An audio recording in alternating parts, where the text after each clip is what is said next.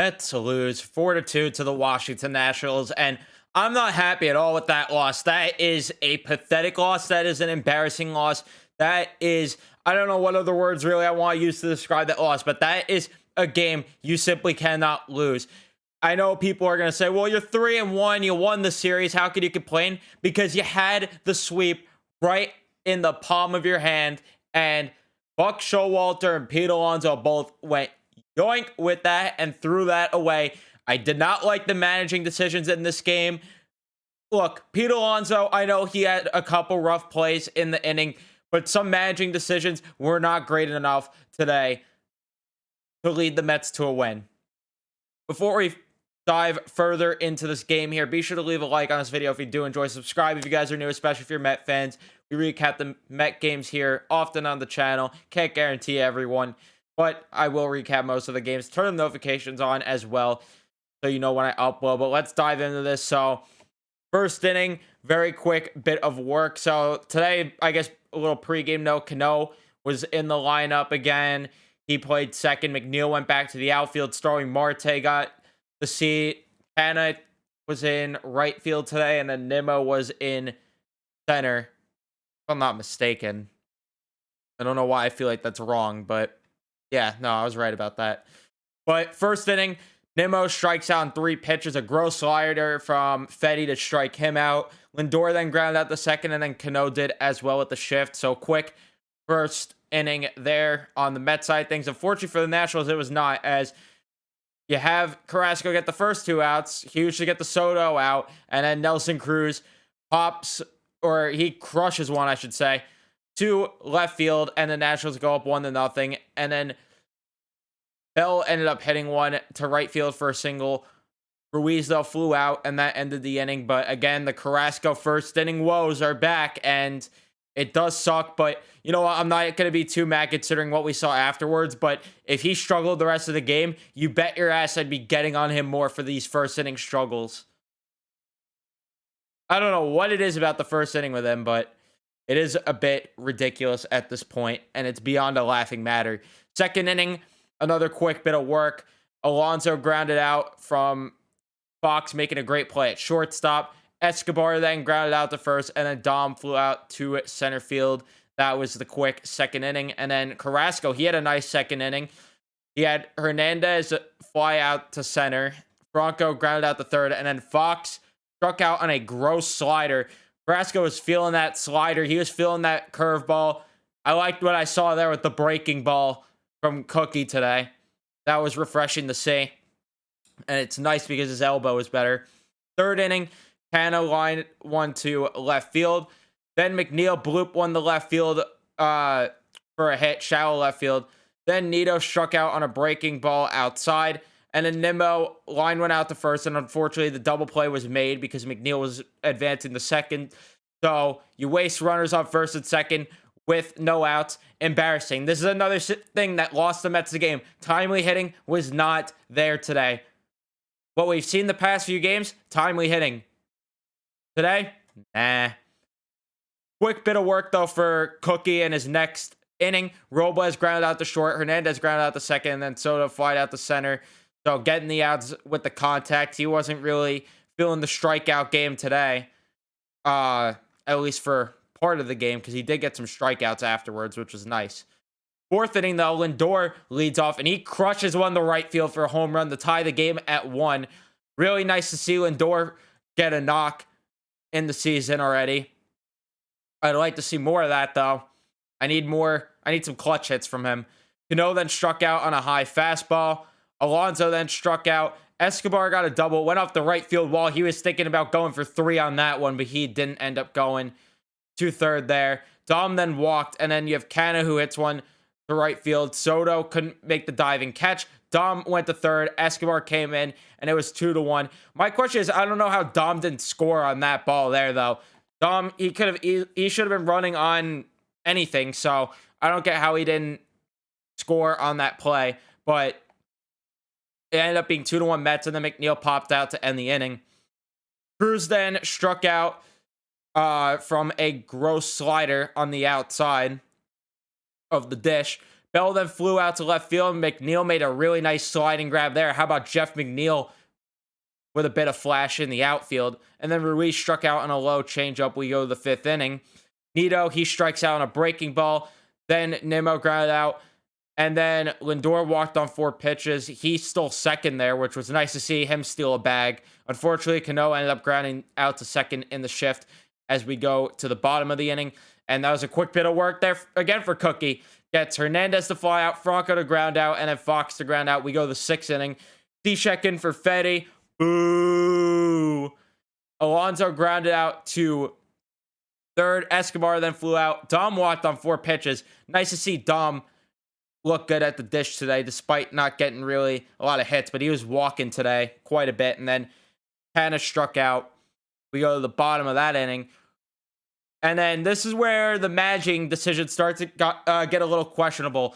Cookie was dealing. Robles struck out, looking at a nasty curveball from Cookie. Then Hernandez flew out to center, and then Chasen Shreve comes in to face Juan Soto, which I get you want the lefty-lefty matchup, but come on. Cookie was dealing, and how many pitches did he throw at that point? Not a lot. I don't understand why Carrasco was out of the game at that point.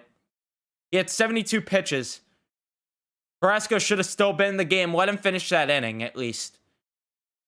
And especially because the bullpen, you have guys that need the rest. Ottavino was probably unavailable. You had Lugo, who was most likely unavailable. And then Diaz, unfortunately, sad news for him. His grandpa passed away, wishing nothing but the best for him and his family in this time. So he wasn't in the ballpark today. So really, you're looking at Trevor May, you're looking at Shreve and Williams, who came into the game, and then Peterson as well. I was a bit confused there. He maybe could have even went 7 innings. I would have tested him. If he finished the 6th inning on Soto, I would have tested him in a bit in the 7th inning. But McNeil ended up walking to start the 7th inning. Nido got a bunt base hit. What about a beautiful bunt there from Tomas Nido? Nice to see. Doolittle then came in for Cishek as there was trouble. And again, no timely hitting here. Nimmo struck out on 3 pitches. Lindor then flew out to center. And another questionable managing decision here. Cano they showed the numbers. He has struggled against Sean Doolittle. Where was JD Davis? Where was Starling Marte? Where? Neither of them came in that spot. I don't understand why the lefty-lefty matchup with Soto was so important in the previous inning, but then having a righty-lefty matchup when it's the other way around isn't as important to you, Buck. I'm just questioning that. Cruz then flew out to right field. Bell ends up walking. Ruiz struck out, and Bell ended up trying to steal. He got gunned out by Tomas Nido. We go to the 8th inning.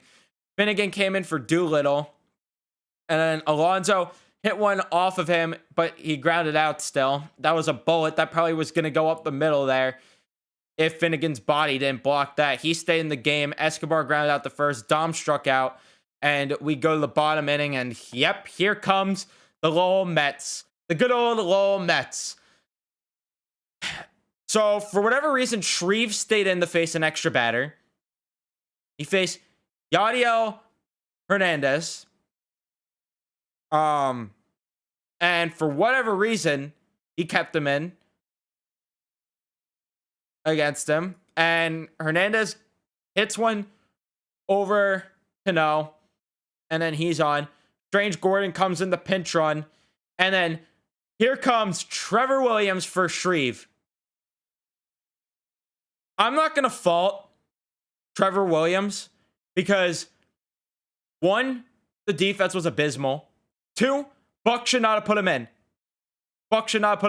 He had no business being in a situation where the best part of the lineup was right around the corner. Once it got to Soto and Cruz, he should have been out of that game. There's no excuse to have your worst relief pitcher go up against Juan Soto and Nelson Cruz. I can't justify that. Trevor May should have been in that spot. He is the one guy in the bullpen outside of Edwin Diaz who wasn't there. He was the one guy available today in that bullpen that you could have had come into the game and that's capable of getting out Soto, and Cruz. There are not a lot of guys that could do it, but May is one of them.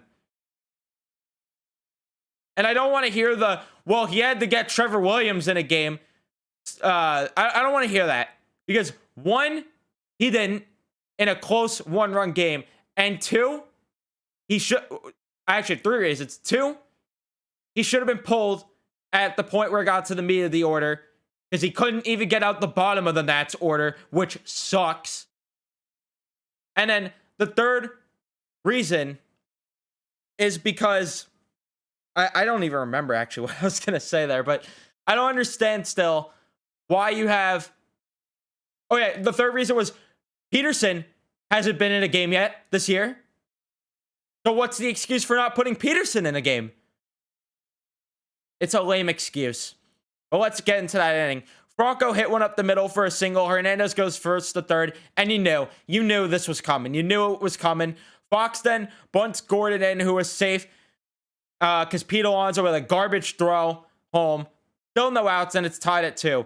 Robles lines one to Williams for an out. Hernandez then gets on because Alonso couldn't throw the baseball to second base. Should have been a double play. Should have been at least 1 out. Bases juice with Soto up. Well, thankfully, Soto hit one, and Alonso was able to throw out Franco at the plate. And then Nelson Cruz, you knew he was going to get a hit. He drives one up the middle. 4-2 game. Bell then lines out. And the Mets, they weren't hitting all day. Canada got a hit, but outside of that, McNeil pops out. JD pitch hits for Nito. About time he showed up. Should have been Marte still, in my opinion, but... And then Nimmo popped out. Mets lose the game. With runners in scoring position today, the Mets were 1 for 8. They left 8 runners on base. Embarrassing. The Nats left 3, and they were 1 for 5 with runners in scoring position. Alonso with 1 error. Carrasco's stat line, 5 2/3 of an inning. 2 hits allowed, 1 earned run allowed. Didn't walk anyone, which was really refreshing to see. Let up 1 home run, of course, and then struck out 5. Again, I don't understand the managing decisions. That's where I'm unhappy with this one. This was an easy sweep that you had right at your fingertips, and you let that go away. I know people are trying to off-play it because of the fact that you won the series, but I can't justify a game like that. That's going to be it, though, for me. Thank you so much for watching. If you did enjoy, be sure to leave a like on this. Subscribe if you guys are new, especially if you're Met fans, as I mentioned. Turn notifications on. And I'll see you guys in the next one. Let's go Mets, I guess.